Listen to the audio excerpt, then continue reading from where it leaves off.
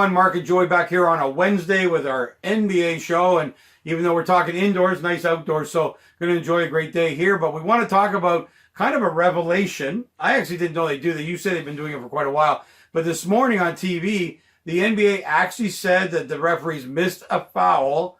And unfortunately, Raptor fans are jumping all over this, that we would have won the championship if it wasn't for this foul. And I find it quite astonishing, Joey, because there's 1,000 fouls a game, like on almost every single play. I feel sorry for the referees, and quite often you and I say they call too much. Yeah. But there they are with one that they don't call. The NBA even comes out and says that was a wrong call. And then you got all these Raptor fans. It was on all of our TV shows this morning. Oh, we should have won. We could have won. Here's a couple things. One is there's so many fouls that could be called every game. You wouldn't even actually play basketball. You just go from the line here to the line there, back to the line there, back to the line. That'd be a whole game of basketball. They need to play. They need a lot more physicality. So, you got to put the whistle away in playoffs, as far as I'm concerned. I'd like to see it in regular season too, but for sure in the playoffs, I thought the refereeing it's just challenging. There's nothing you can do about it, but I'd hate to be down on that floor trying to find all the things that go on.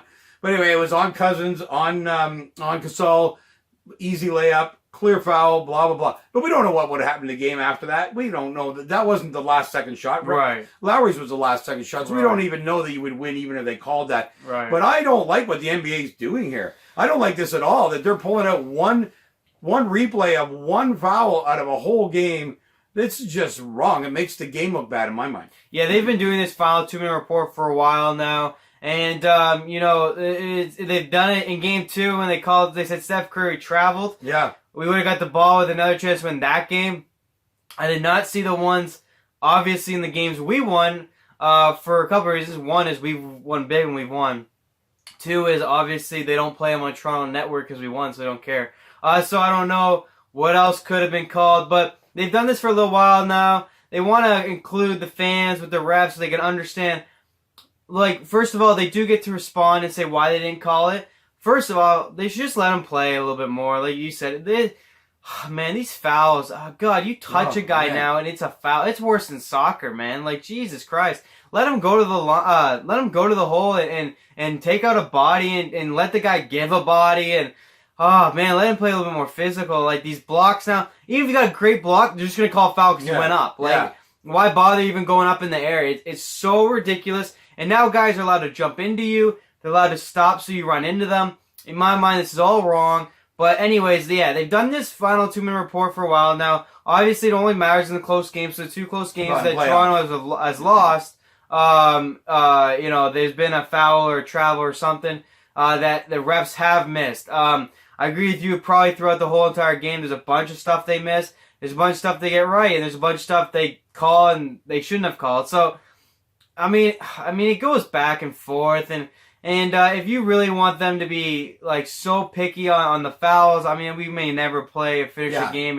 It's so ridiculous, and I don't really care, to be honest. At the end of the day, it was a horrible setup on the final play. The timeout Kyle Lowry called, or Nick Nurse called, whoever called it, was stupid. Those are bigger And then issues. you didn't call a timeout when you should have called a timeout to set up a play for whatever stupid reason. And then you had your smallest guy on the corner take a stupid shot. So everything was just stupid on Toronto's part. So I don't care that Golden State Warriors might have fouled Gasol and sent him to the free throw line with like a minute to go in the game. I do not care. Yeah, you lost by 1 point. How does Golden State play? What does Golden State do after that foul? Does he make both free throw shots? Does he make one? Does he miss one? Does he miss both?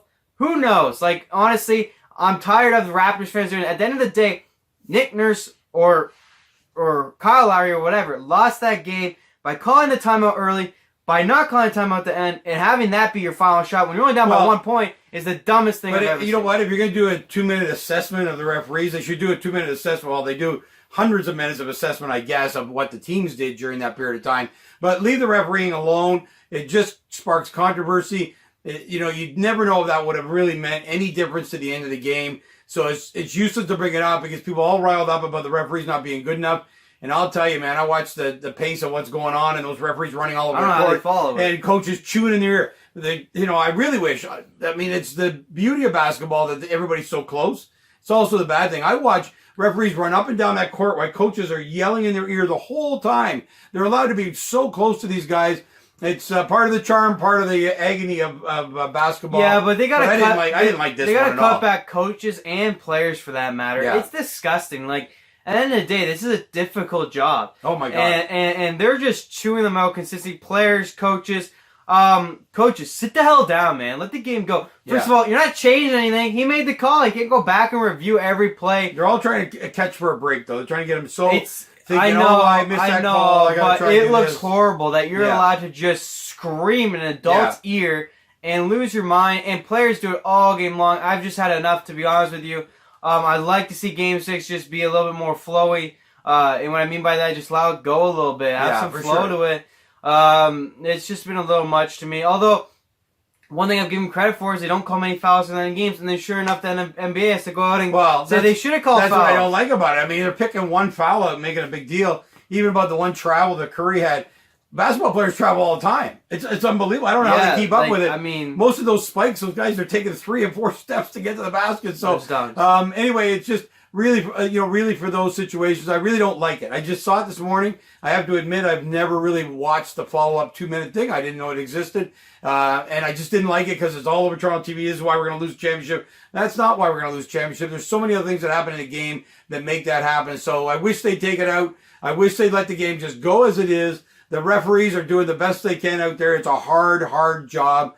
And I wouldn't want to be when I was a referee for 3 months in hockey. And I would never, ever do it again. And I'm always on this side of officials now because I know how difficult this thing is. It's crazy, man. Anyway, we're going to have an exciting game coming up tomorrow. This kind of came up in the middle, kind of thinking it's going to be kind of a slow couple of days leading to the game. But here we are with a controversy already. And we're looking forward to the game. That's what we want, not the stuff around the game. We're going to look forward to a great Game 6 in Warrior Stadium. And we'll be back to talk about that tomorrow. Yep.